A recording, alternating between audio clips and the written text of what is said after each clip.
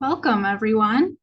I'm Emmeline Nathans, ASBA's Programs and Operations Coordinator, and I'm joined today by Carol Wooden, ASBA's Exhibitions Director, and Lindsay Compton, Director of Programs at the Society of Illustrators.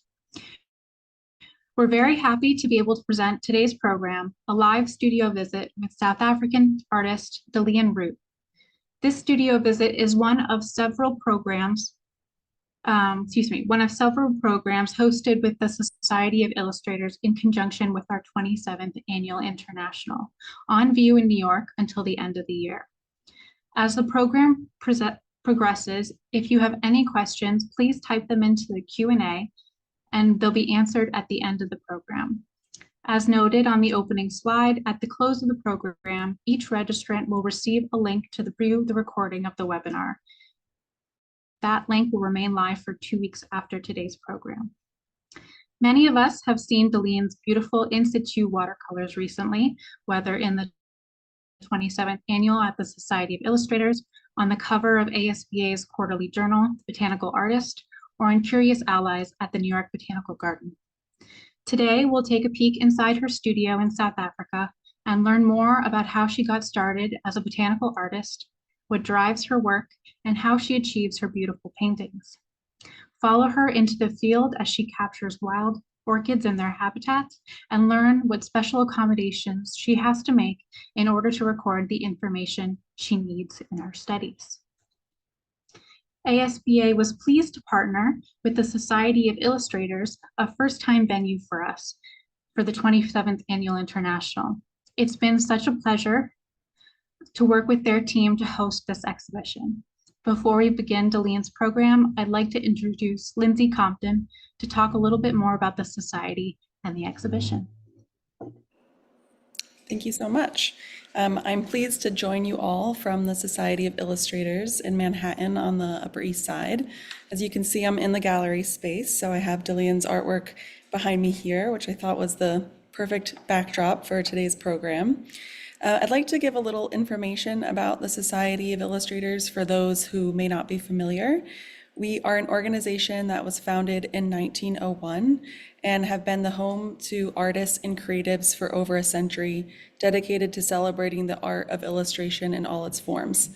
Through our exhibitions, programs, and educational initiatives, we continue to support and elevate the illustration community.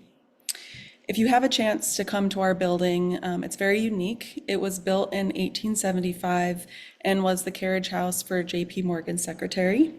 It then became a residence for two brothers, and in 1939, the Society of Illustrators purchased the building. Before being located on the Upper East Side, we were down in Lower Manhattan. And prior to the Museum of Illustration being established in 1981, it was a private members club, and you could only enter if you were a member of the organization. So it was a space for illustrators to hang out, party, also come with their art directors, talk business, things like that. We have a permanent collection of over 3,000 artworks, which includes Norman Rockwell, N.C. Wyeth, J.C. Leyendecker, as well as contemporary illustrators such as Tim O'Brien, Anita Kuntz, James Ransom, and many more. We host about 15 exhibits each year and over 100 events a year, including book talks, lectures, and our popular sketch night, which happens every Wednesday evening, and that's a figure drawing class. There are 3 gallery spaces, and the ASBA's 27th Annual International Exhibition is located on our 3rd floor in the Garden Gallery, named as such for the terrace that we have on this floor, which we thought paired perfectly with the Botanical exhibition. It's also in good company with our bar, which has the Norman Rockwell Christmas coach piece, which hangs over the bar. It's our largest Norman Rockwell painting in our collection. And with the help of Carol Wooden, who's been great to work with, thank you for everything you've done, we created a robust program of events with artists from around the world to celebrate the exhibition. We had an opening reception and tour of the exhibit. We did a botanical workshop for adults with Giacomina Farello, who came to us from Italy by way of the UK. We did a botanical workshop with children with Christiane Fashtek. And this is our final program with Daleen Roodt, but the exhibit will remain on view until December 28th. So if you're local to New York City or if you're planning a visit, please make sure that you stop by. And if you aren't able to make it, we are selling these beautiful catalogs, which you can also see the original behind me in our museum shop, which is available online. So please check that out. And if you'd like to stay in touch and know more about our upcoming events, please join our mailing list, or you can follow us on our socials at SOI 128. I'm also playing a little double duty here. I'm going to say a few words on behalf of Steve Compton, who is our director of exhibitions and who was involved with jurying the show, hanging the show, and working a lot with Carol. So here are his words. He says, the Society of Illustrators is honored to be hosting the ASBA's 27th Annual International Exhibition. For nearly 3 decades, this exhibition has celebrated the extraordinary skill and artistry of botanical illustrators, elevating the genre and deepening our appreciation for the natural world. This year's collection is no exception, showcasing the best of what botanical illustration has to offer. The exhibition is incredibly beautiful, but has connected its own artists to our community. Among this year's incredible works, Daleen Roodt's piece was awarded Best in Show. As one of the judges, I can tell you the decision was not an easy one, as the exhibition is filled with incredible work. The submissions were all extraordinary, but Daleen's work stood out for its ability to combine scientific precision with breathtaking artistry. Her work does not just depict the beauty of botanical subjects, they tell a complete story by incorporating all other details that enrich the viewer's understanding. Her work that won Best in Show exemplifies everything we love about illustration, the power to educate, inspire, and connect us to the world around us. So thank you for letting me speak to you, and I'm now going to pass it back over to Emily. Thank you, Lindsay. I'm just going to give a brief background on Daleen. Daleen Roodt began her career with freelance scientific illustration in 2008 and has since specialized in indigenous orchids of South Africa. She enjoys painting outdoors and portraying in situ scenes. Daleen works in watercolor, copper etching, and silver point, as well as painting on vellum. Her artwork appears in the group Floraligium. Daleen received a gold medal from the Royal Horticultural Society in 2024, as well as its Best Botanical Artwork and People's Choice Award for her watercolors of South African orchids. Her painting of Disa Woodeye appears in ASBA's 27th Annual International and is featured on the cover of the September issue of the Botanical Artist. We are so delighted to have her with us today to give us a tour of her studio and show us her work. Daleen, go ahead and begin your presentation. Emmeline, thank you very much for that beautiful introduction, and thank you so much for ASBA for inviting me to be here today. So it's already 7 p.m. in South Africa, the sun has set, and I would have loved to show you outside. So what I did this morning to go out and take a short little video clip just for you to see what the surrounding area looks like. It's about 5:30 in the morning, coming around the back edge of the house. Just noticed this bright orchid that popped up here a few weeks ago. So this is where we will park. And my studio window on the left, fireplace, fire pit on the right. So only recently we extended the path. The garden is still a work in progress. I'll just show you these beautiful streptocarpus I found at the nursery. Very indigenous. Looking across the edge at the most unindigenous plant in my garden, my foxgloves. And we are quite elevated with this very steep slope running down, overlooking a natural bush, a conservancy. Right there down at the bottom in the center, you might notice my beehive sticking out. And on the slope during the lockdown period, I cut out a path that snakes all along the side, so you could take a walk there. I'm not going to do it right now, but the bird life And this forest is just prolific. We see a variety of eagles, lories, sunbirds, different owls. In this flat crown on the branch going out, we've more than once noticed a crown eagle, a juvenile crown eagle sitting right there. And so much in flower at the moment. I try and keep it as indigenous as possible.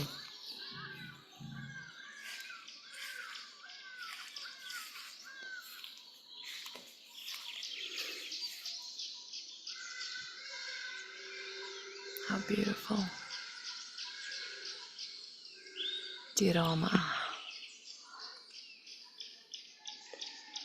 Most mornings now in the summer months, because we're in the mist belt, this mist cloud's coming over and it completely covers the trees. You can not even see the opposite edge. Just panning back again, that bay window would be my art studio, and here on the veranda is where I teach Pilates and aerial yoga.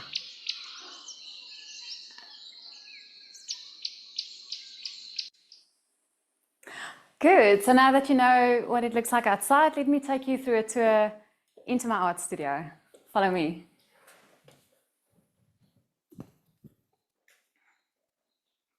Welcome to my sanctuary. Now, usually it's a little bit more crowded in here, but I made some space to be able to invite you in today. But I basically have different working stations at the same time. I will generally have my easel standing here in the center where I sit and work. And then I have another station on my desk. Most often I work on my vellum there, and then on the table I do the scientific illustrations. But let me take you from the start. So over here I have this beautiful screen, which is a room divider, and a long time ago, probably about 15 years ago or so, my whole family pitched in to buy this and give it to me as a birthday present. And it's such a great thing because it unfolds into 4 panels, and I place little steel hooks into it. So whenever I have to go and do a quick little pop-up exhibition somewhere, I take the screen with me and I can just hang a whole lot of paintings, 2 rows of them, top and bottom, and it works really well. So on this desk is generally where I do my scientific illustrations and any sort of administrative computer work. But most excitingly would be this corner, my cabinet of curiosities.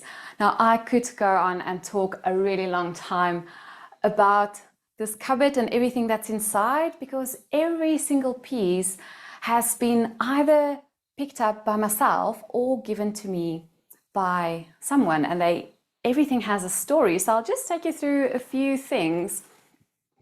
If I open here, these beautiful little paper nautilus shells, for example, my mother went to pick up on the beach, and early in the morning before sunrise, before the birds come and pick them looking for breakfast. And years back, about 20 years ago, someone gave me this precious shell, saying that it's covered in mermaid hair.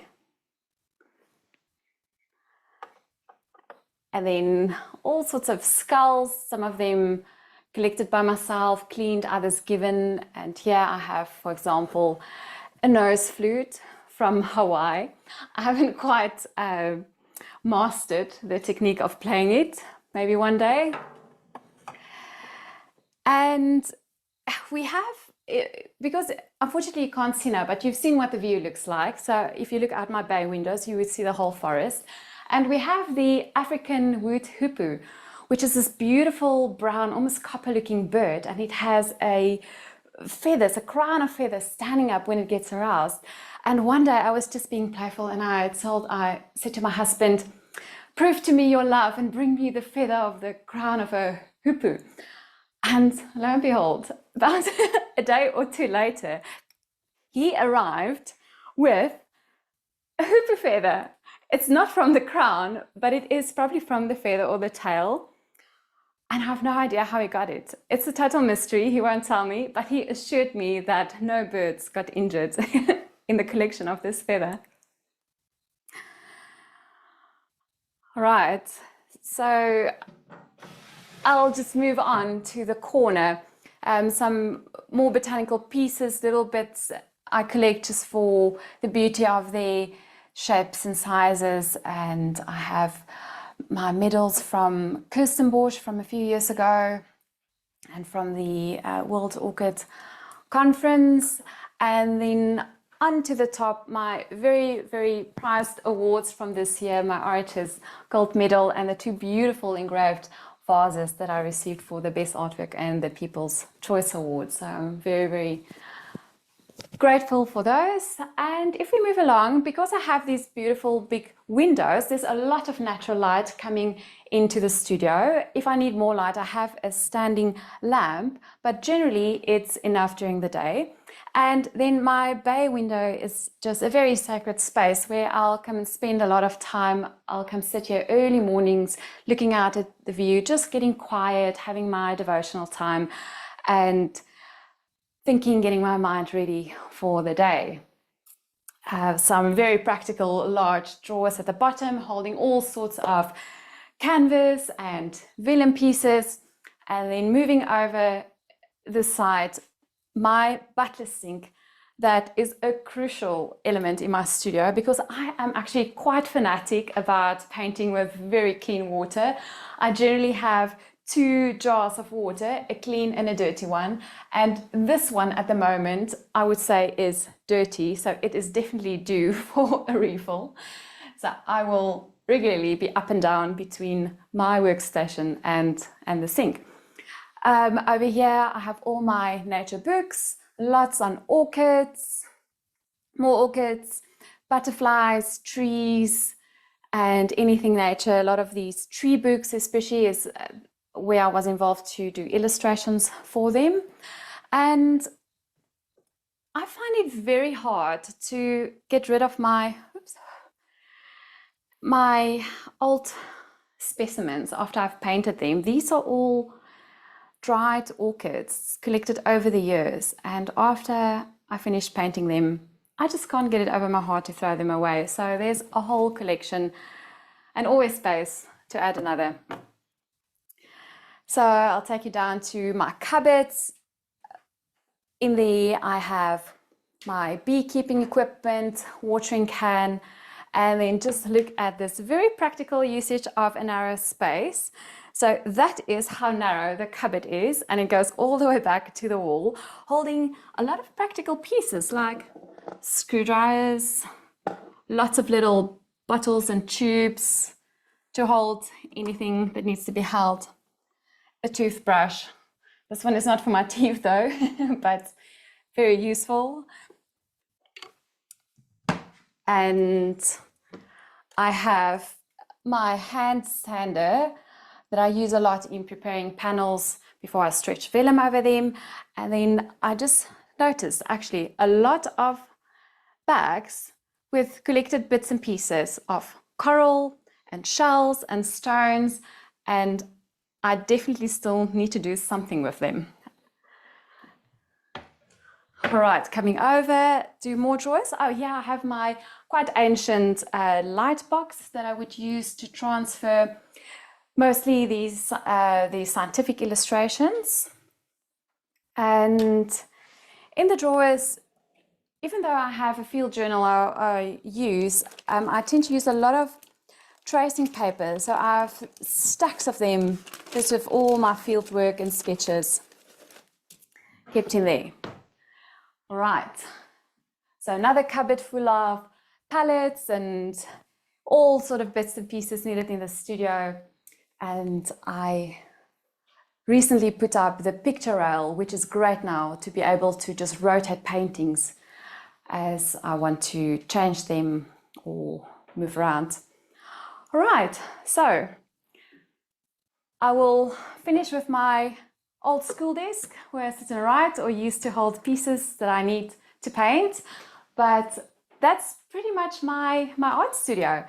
Let me now take you back. I have presented, or I've prepared a PowerPoint presentation just to tell a little bit more about my field work, how I go about what I do, how I do it.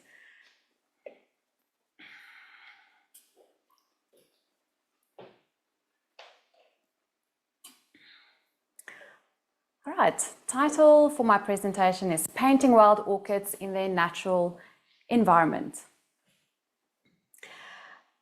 Now, just a quick overview. I'll speak a little bit about the beginning, how it all started, and then show 3 major projects that I think really influenced me in the way I work, and I'll end with a fieldwork video. So as Emmeline mentioned, I started doing scientific illustrations in 2008. Actually, when I started studying in 2005, I had a year of art, but at the time, the institution told me that there's not really any place for so-called pretty art. So if I wanted to get the degree, I would have to change what I do. So I thought, well, I don't want this degree. I went on studying art, and I heard about this 3rd-year module at the science department called Plant Morphology and Identification. So I got permission to attend that, really just to learn about nature. And during the time, the professor of botany saw some of my drawings and asked whether I'll start to do scientific illustration for him. So that's how it started. I did a lot of freelance work for the university and for the South African National Biodiversity Institute. And after I finished my language studies, I immediately stepped into a 2-year commission at the Franklin Conservancy. This was a very special time. How it worked is that every 2nd week I would go out into the field very early at sunrise, and this would be with a horticulturist who would know the area really well. He would take me around, and basically we would go and see what is in season, what is flowering, and wherever I got to a place where something really inspired me, I would have my bag with me, go sit down and just start to interact with the plant. First start to sketch it, capturing what it looks like in its natural environment. But very much, I think the focus was for me about having that time, that interaction with the plant, getting to know it, and like you would get to know a person, you'll sit and have a conversation with them. And with the plant, you know, you'll include your senses and just smell, taste, touch, feel, anything, just to get a better understanding of the plant. So at the end of the 2 years, or I'll just say I saw this period very much as my schooling, because it was 2 years that I did it full time. It was a great period in which I could develop my technique for botanical art, and it ended in a collection of 40 artworks, of which half of them were botanical watercolors and the other half were small works in oils. And they held a big solo exhibition for myself. So I've selected some of the pieces to show you how my technique has developed through this process. All right, the very first plant I painted was a Gladiolus ellioti. Even though it's a beautiful plant, you can see it just looked like it's cut off straight and plonked right on the paper. Not very flattering at all. I soon realized that this is not how I want to be presenting plants, and it started changing very much with finding these Cadoxus puniceus, the paintbrush flower that grows from this heap of old dried leaves. And I just love the environment, and I started realizing that because a plant is very grounded, very stationary, its environment really adds a lot to describe its character. So I started exploring this a little bit more, and then I found Aptissimum depressum, which was, I guess, taking it all the way to the other end of the scale. But what was so unique about this plant, the only place we found it was growing on this vertical slope where the road has been cut away, and only there and nowhere else. So I thought, what's the point of just showing the little flowers and leaves if I can actually show what this plant got up to and where it chose to live and to grow. And then during the time at the Conservancy, I had my first encounter with a wild orchid, Bonatia speciosa. This is where everything changed. I think my encounter with the plant was very, very special. It touched me very deeply. I think that the plant was so sensual in its colors, in its movement, in the delicate structure of its flowers. it really unlocked a yearning inside of me to need to find more orchids and lots of it, and to really focus on that. So it was more than just a painting. I also wrote a poem combining different languages, and it became such an expressive piece that I think formed the basis of what I do now as a botanical artist. So I found a few other orchids, Habenaria, Eulofia, and just, it's a little, funny when you look back at old works. You can see with the Habenaria how it's very much a solid little triangle of soil, whereas the Eulofia on the right is very wispy and suggestive. So clearly you can see I am exploring, figuring out how I want to go about doing this. And just quickly, I'll show you the other half of the collection that were the mushrooms done in oil. So very rudimentary, but giving a sense of the space. As a collection, I think it's worked well. But fast forward 14 years on, discovering vellum last year and started to painting on that, I think it changed everything for me. It reminded me very much of the oils I did years ago. Because sometimes in the technique of painting on vellum, the paint is so buttery and soft. It almost feels like you're working in oil painting, but the detail you can achieve just goes far beyond what I can even get on paper. So a big, big jump from where it started. Then in 2020, at the time I was running my own Pilates studio, and I was feeling quite conflicted because Pilates was always there to support my art, to enable me to pursue a career in art. But it took so much of my energy and attention that I just felt I had no more energy left to get creative. I had no time to express myself. And then COVID happened. The first lockdown came, and I was actually so grateful to be able to be forced to close my studio doors and just get back to painting. And it was such perfect timing because early in the year I was commissioned to paint a small, tiny little orchid for someone, a tiny orchid, but a major painting for a big 70th birthday. And those first 2 weeks of lockdown, I just poured out myself into this painting. It was very free. There was no restrictions of how I had to do this. And I went back to my experience of the orchid. I found it in the beginning of the year in the southern Drakensberg, where it grew on a very steep slope. And most of the group that I was with could not get to the orchid because of the location. I was on all fours climbing up the slope just to get closer, and it was very hard to stay on because you could very easily lose your footing and slide down quite far. So climbing up there, it brings you really close to the ground, close to that vertical slope.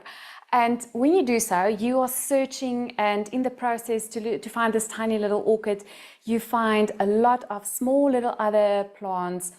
And at the end, in how I presented this painting is I almost want to bring the experience to the viewer. I want you to be able to look at this and feel as though you're there. I don't want you to just have the orchid in your face and you immediately know what this is about. I want you to be drawn in, to start to search around, discover what you can find. In the process, discover the orchids and enjoy them. So the next big project is later that year. I was invited to participate in the Grootbos Florilegium, where we would always go out into the field, or at least have one day to go out to collect your plant that you chose and then bring back your plant sample back to the studio where most of the work would be done. There was a big emphasis on including the pollinators as well, though these were done separately as vignettes, separate to the main artwork. But even though most of the work were done in studio, I still wanted to convey a sense of place. I'll show you 3 examples of the works I did. Firstly, Gladiolus miniatus, the Acrolophia, which is an orchid, and the Wachendorfia. Just to show, very important for me to show, to portray the little bits and pieces of stones and grass. And by looking at this painting, I'm hoping that you would be able to almost, in a way, be transported there and feel the environment, and in looking at this also get a better understanding of the character of the plant. Then in last year, I joined Carol Wooden and Deborah Shaw's vellum workshop that they came to teach at Grootbosch. It was spring and the pink Citerium carneum orchids were flowering in their full glory. So at the bottom left, you can see me sitting down in the field surrounded by orchids, really in my happy place. And part of the reason for doing this, I think, is being there first most, you sketch your plant in your environment. But what's very important for me is the color notes that I make there. I do a very, very quick painting of the orchid. And the purpose of this is to try and capture the color, what it looks like in our natural sunlight. Because when you take your sample back into your studio, under studio lights, it is never going to look the same as it does outside in our beautiful South African sun. You can see in that central bottom photo, in my setup, I have my vellum against the easel, but right in front of the two orchids, I have my painting I did in the field. Now there's a closer look at the field work. Notice inside, behind the flowers, you can pick up these real warm tones, which I never saw again back in the studio. So it became a very important comparison for me that I kept next to my painting as long as I worked. And then you have the final work on vellum. It was a lovely slender piece of vellum, and I decided just to do a portrait study of the orchid. But it kept on bothering me that I really want to finish this work. The only thing is they never grow in isolation. Now, I had two problems. The one was that thinking that the orchid only occurs in big colonies, I was restricted to this narrow strip of vellum. And as I mentioned, we are in the mist belt region. It gets really humid here at times. So much so that the vellum just starts to curve up and form waves, and it becomes almost impossible to paint on it. And even trying to stick it down with tape, I was unable to really contain it. So I just let my creativity run wild, and then came up with a method to solve both the problems. So there is the final painting. I added the suggestion of a colony all around the orchid, and I came up with a technique of making little strips of vellum that I stitch all around the edge. And I always thought, I don't want a solid frame going around. When I get to the bottom, maybe I'll just use some green thread to integrate it a little bit more into the background. Now, I don't stitch at all. I went to my friend to borrow some thread and needles, and I was just going to borrow one green thread, but she gave me her whole tray of embroidery threads, and they were the most spectacular colors of all shades. So I had it in front of me, and I would pick up what I think was the green, and I would start to stitch. And then I would see the next green, and I would add that. And so it just accumulated and became this very integrated piece of embroidery where you can see the thread grew into the background. I even started picking up different colors into the main stem to connect the main orchid with the background. And I think perhaps it became a bit of I don't know if I can say like a signature piece. It's definitely something that I'm going to continue on the theme and just see where it takes me. And then the last project I'd like to speak about was the RHS, where I participated this year, my theme being orchids and their specialized pollinators. I did the work over 3 flowering seasons across 3 provinces of South Africa, and essentially the 6 orchids for the exhibition. So I was very fortunate, I'll just mention quickly, to have access to amazing video footage as well as the actual specimens from the university's pollination lab, and I could use this when I did my paintings. So I'll discuss 3 of them to just speak about not really the pollination processes or the stories, that's a different talk, but really to show my work method in the field. firstly, is Citurium rudentum, which is a very rare and critically endangered orchid that grows in the mist-belt grasslands of KwaZulu-Natal. It has the most incredibly intense color. It's so deeply red, ruby. It was just beautiful. I thought this orchid had a lot of, very much like a feminine character to it. Everything about it was sensual, voluptuous, and that's what I wanted to portray. Because of that, you can look at my field sketches. I tend to work on tracing paper because it allows me to work very quickly and freely. These sketches is then what I will use to transfer onto the final paper. But because of the feminine nature of the orchid, I decided to do the female amethyst sunbird, busy pollinating. I had to dissect the flower to take out the pollinia that you'll see sticking just to the tip of the beak. And this is my field journal that I use to capture that color under the natural light, and only later I'll return back when I have a sample of the plant to make more comprehensive color charts.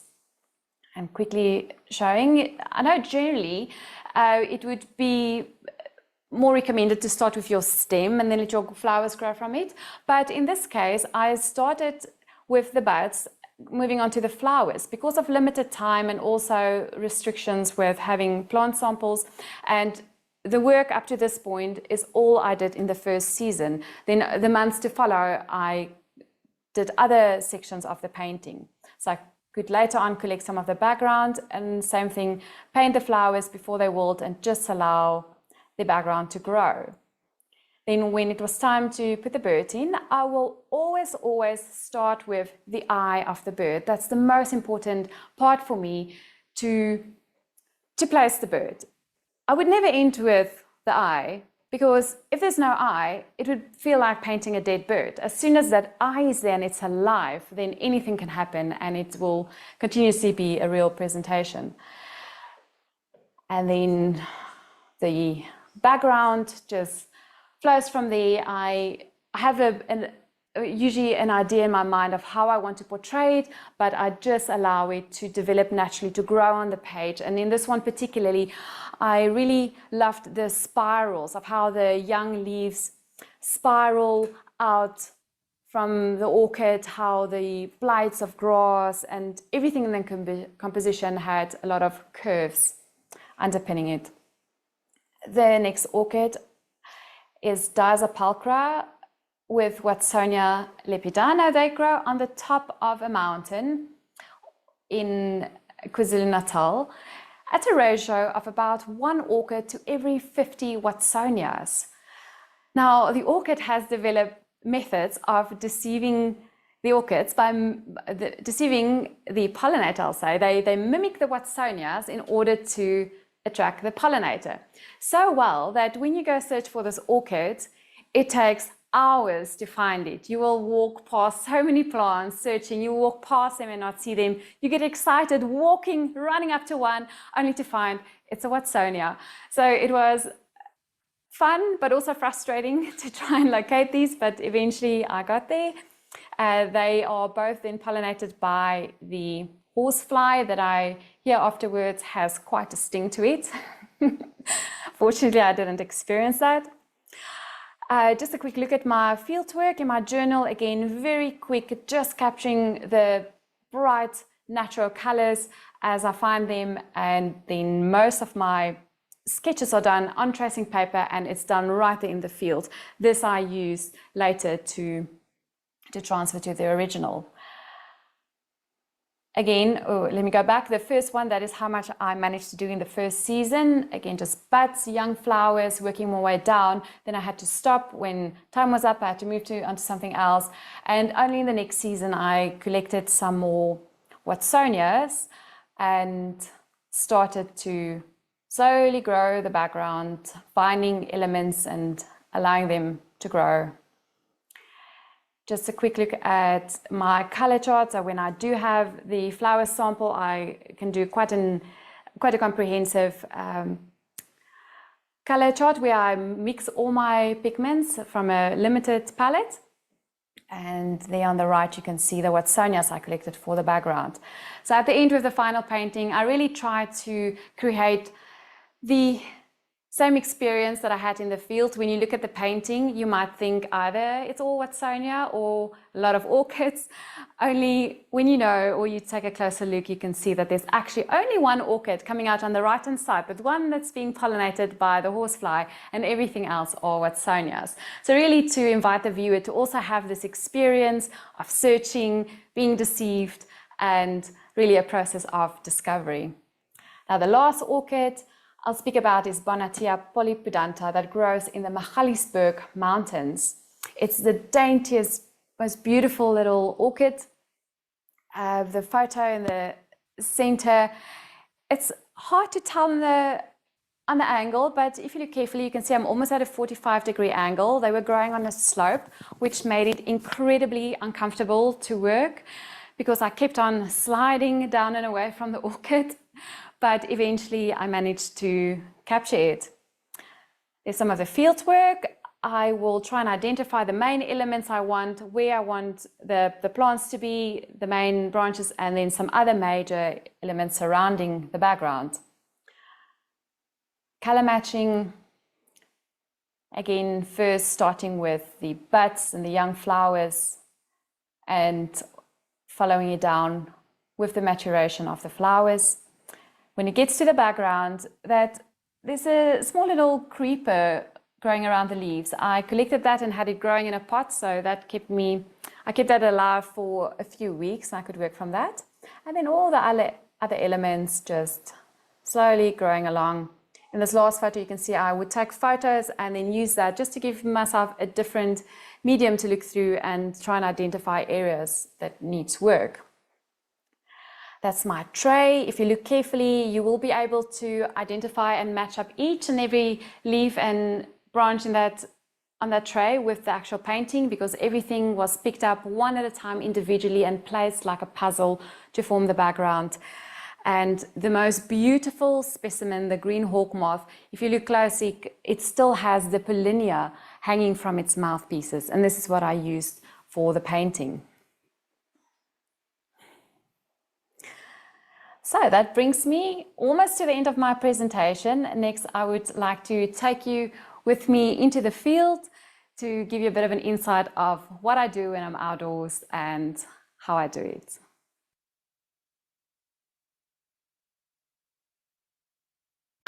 We are here in the beautiful Walker Bay area of Western Cape, heading towards a very, very special orchid. Dyza haliflae. Just look at this beautiful specimen.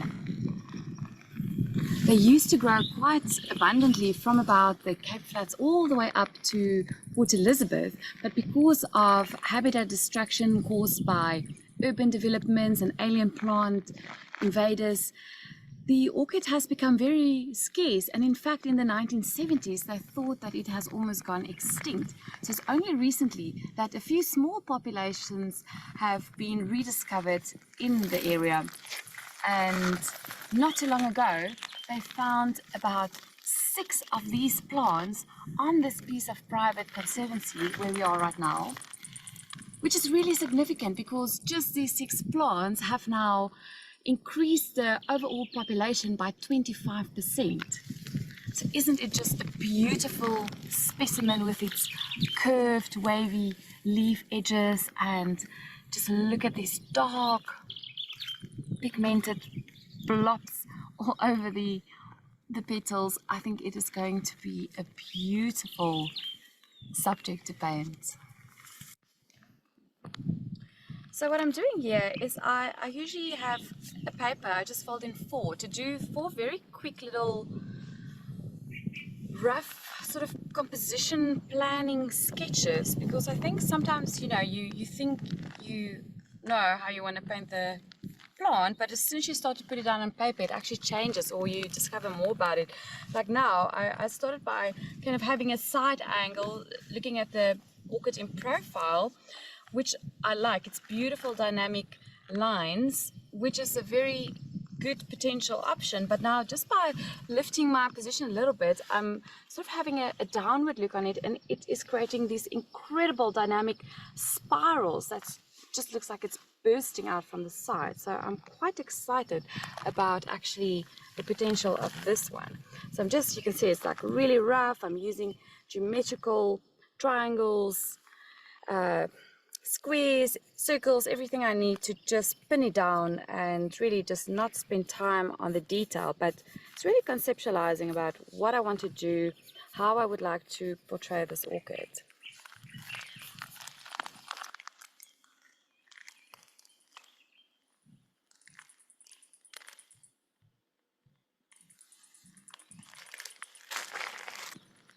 What I'm doing right now is just making basically some color notes. It's not very detailed painting. I just want to capture what the color looks like under our bright, beautiful sunlight. It's really not detailed at all, and I'm not even mixing a lot of pigment. I'm really just picking up some of the tones I'd like to capture, to remember, and placing them.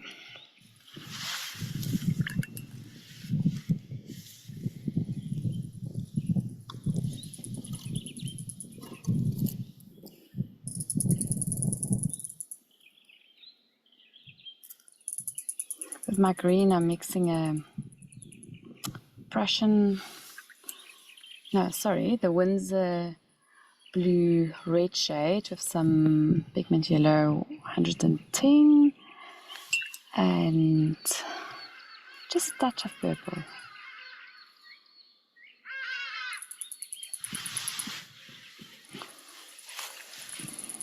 And that's on some of those shadowy bits that I want to start picking up on.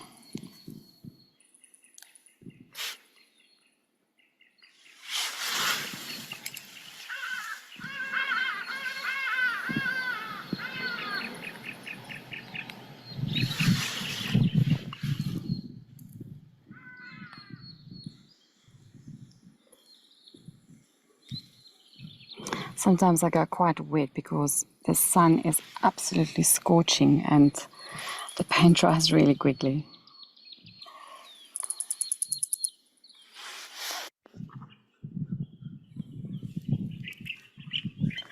So it's about 6:20 in the afternoon at the moment. I decided to come back because earlier it was just too hot in the sun.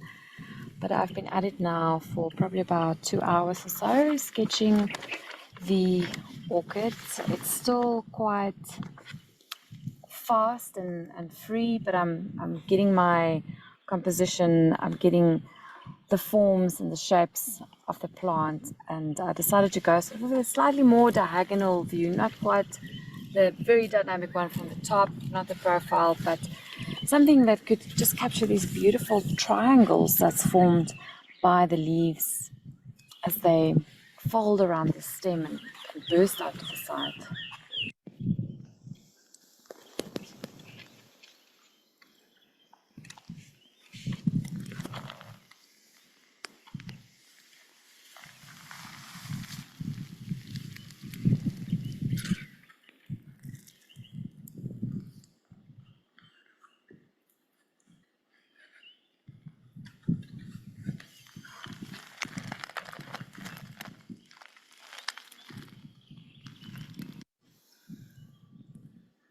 So at the moment, there's a bit of a mist cloud busy moving over us. So my whole paper is starting to get all wavy and wrinkled up, and I can actually see the tiny little droplets from the mist falling on my page, mixing up my paint and my pigments and just really doing its own thing. So I'm trying to put down some of the tones of the leaves, but it is a bit hard to control because everything just seems to be melting together.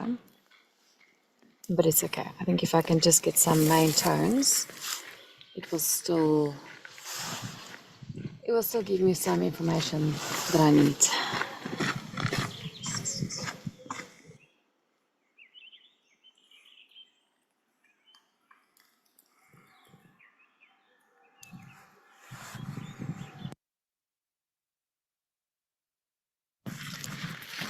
It's the life of a botanical artist at the mercy of the elements.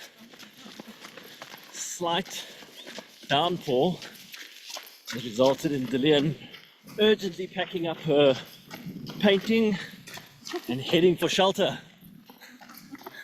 She's got a little sable hair brush in her mouth.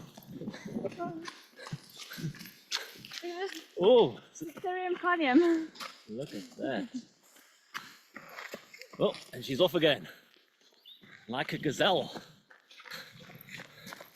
We're almost home. There's some shelter in the distance. Well done.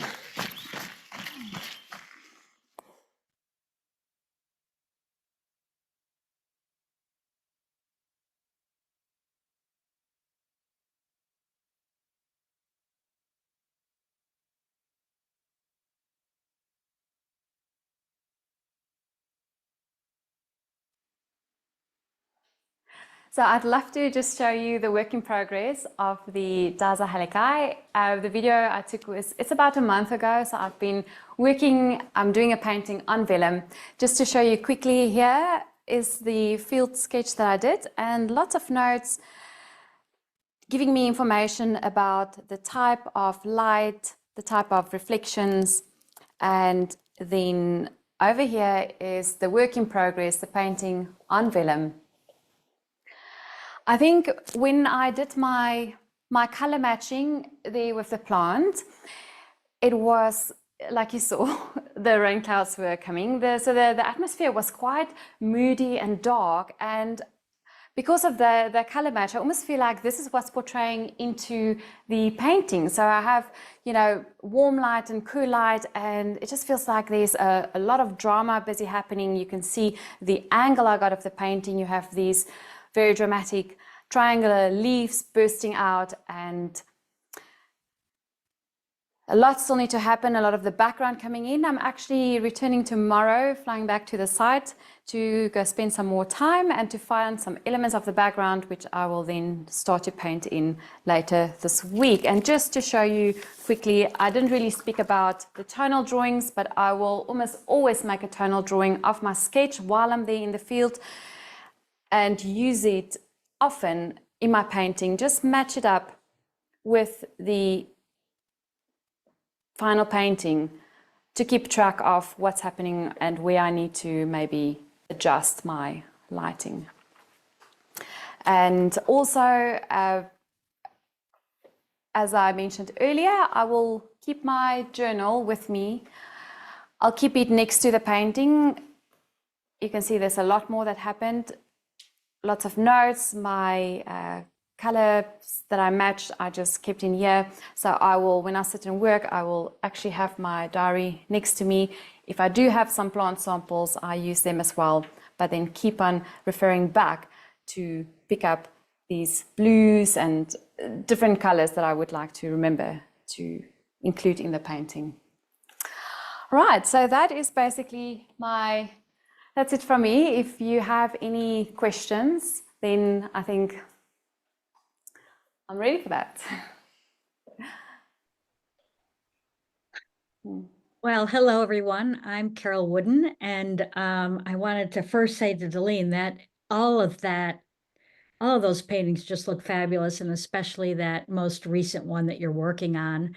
You stretched your vellum over a panel, and the range of tones you're getting and the liveliness and the color. I can't wait to see the whole thing completed. And what a great place to be, surrounded by all that orchid diversity. You could spend a lifetime, and I expect you'll be doing this for quite a while. You're such a master. We've got quite a few questions here, and let me see where to start. I wanted to know myself, when you go out in the field, do you take like a safety kit? Say you said it can be very hot, it can start to rain. Do you take water? Do you have bug repellent? Do you sit on something, or do you sit on the ground? How do you manage that? Often I take my husband. So he fills a whole lot of the roles. If anything goes wrong, he can be there to help support. And then there is Daniel. But yes, I usually go with my backpack, and I have a small little, it's like a chair without legs. So it's just two cushions that you open up. It has two straps, and I can sit very comfortably with my own body weight, sort of keep it balanced. So I'm always covered. I think most of the safety that I have is I take a maybe insect bite ointment if anything should get to me, and sunscreen. I have a hat, my water, but yeah, I guess it depends on where it is. If it's very far, I have to hike out. Obviously, my kit will be so much more, but often the orchids that I go find would be sort of close to civilization, or at least on perhaps a farmer's property or in a conservancy where I have communication. I'm able to make contact if I need to. And that kind of leads to another question. You are working with some very rare plants, and when we were over there, we were using iNaturalist, and I was just wondering, you must have contacts with people who can lead you to the orchid species that you're looking for? Oh, yes, definitely. Especially in preparation for the RHS, I consulted with Professor Stephen Johnson, who is an orchid specialist, and actually his study of focus is pollination systems. So he helped me to identify a lot of potential species that I could do.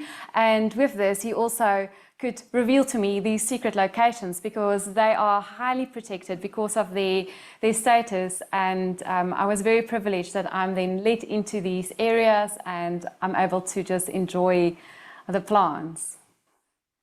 Well, it says a lot for you too, that they trust you to provide you with that information. Also, they can see the results of the work.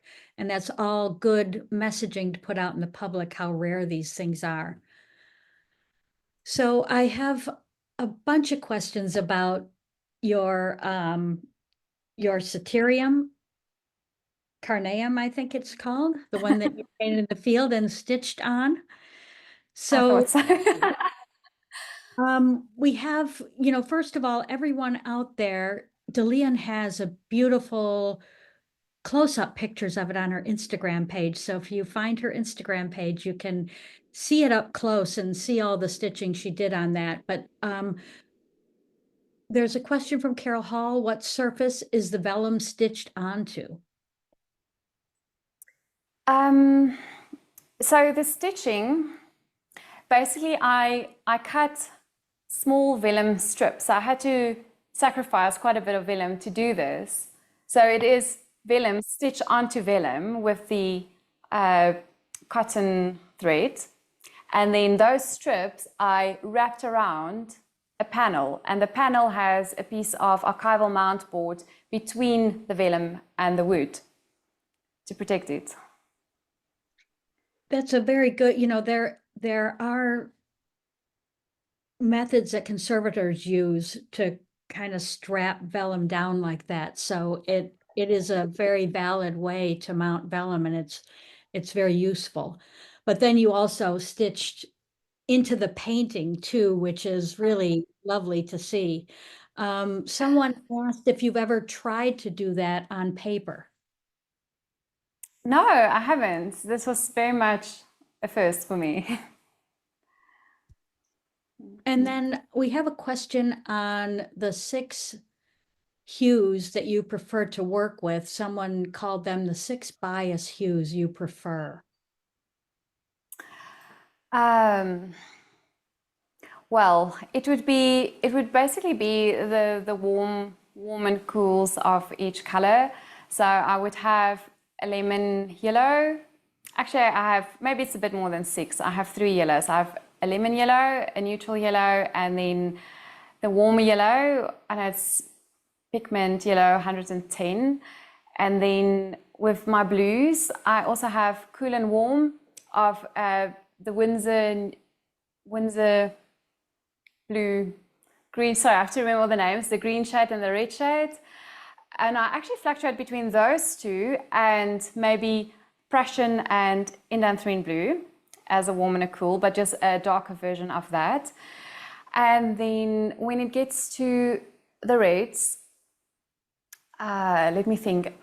I do like quinacridone red, scarlet lake, and what's it? That magenta, is it called permanent magenta? I must just remember, but this is beautiful. It's from Daniel Smith, like a beautiful pure, and it blends so many ways with all colors. And then of course just the purple, which I'm only just remembering the colors now. The carbazole, what's it called? Something like that. Carbazole purple. Nice one to do all the browns and the darker tones, and I use that a lot to mix my greens as well. I hope I got the names right. Yeah, that's good. It's a similar way that I use purple to mix greens and the like.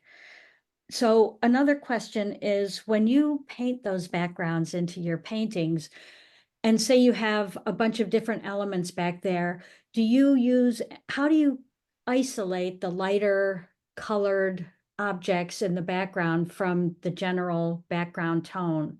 Are you masking? Do you paint around them? How do you manage that? I am quite anti-masking fluid. I hate it. I avoid it at all times. I think I just try and work very, very slowly, a slow approach. And I always think, if you're going to paint, your paint is only going to go as far as you let your paintbrush move on the paper. So you can stop there. And then usually in the beginning, as I place the elements, it does look quite broken up and loose. And then towards the end, I will come with some glazes to put almost over multiple elements and just soften things up, and just working carefully not to disrupt the sharpness of the lines, but in that way forming more unity. That's very helpful.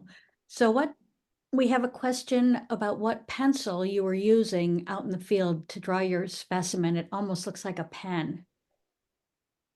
Oh, it's just a click pencil. It's a 0.3 normal mechanical pencil.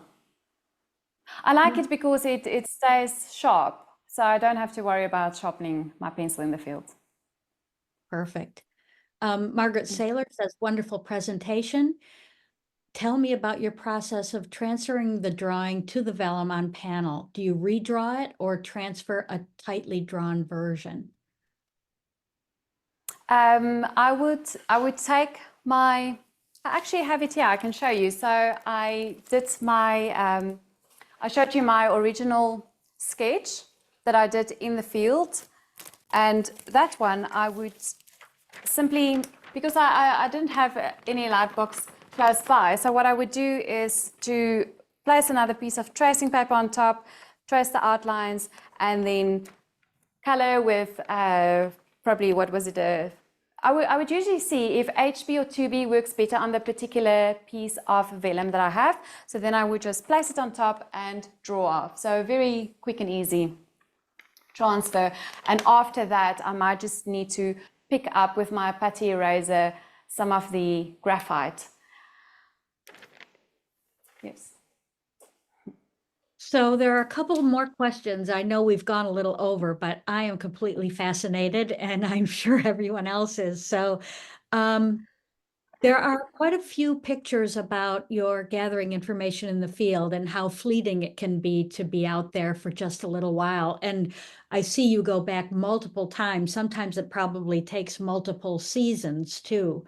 So there are a couple questions about whether you use photography at all, and whether, how many of the species you're able to collect, and sometimes probably not able to collect any of the species.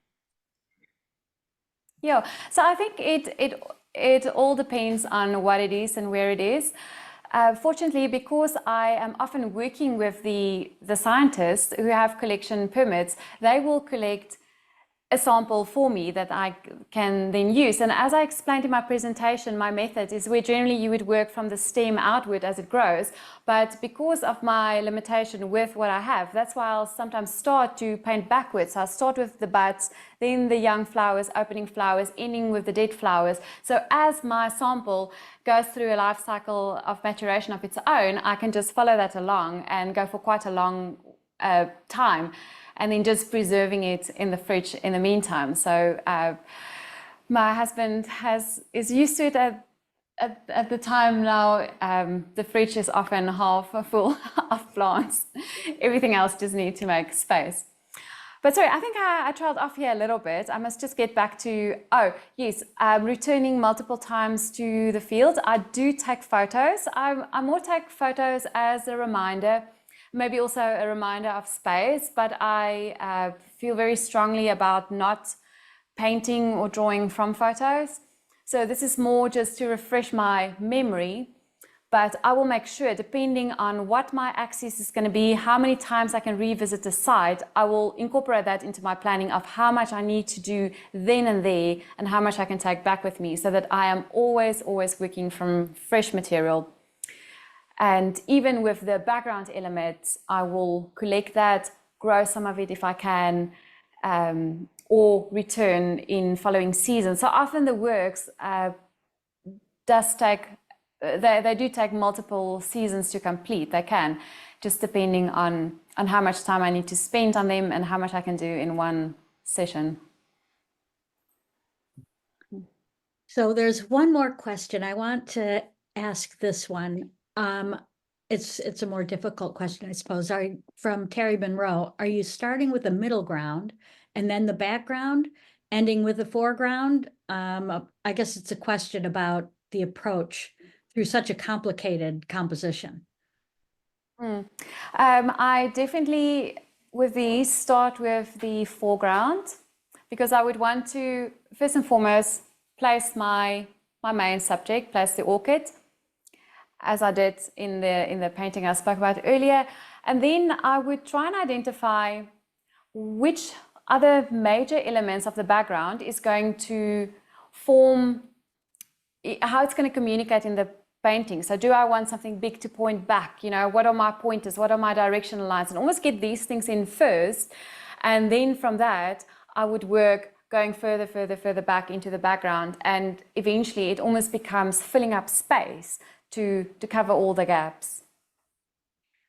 Great description. And I guess we have to end now. It's a completely fascinating talk, a completely fascinating process, and I see a book in your future.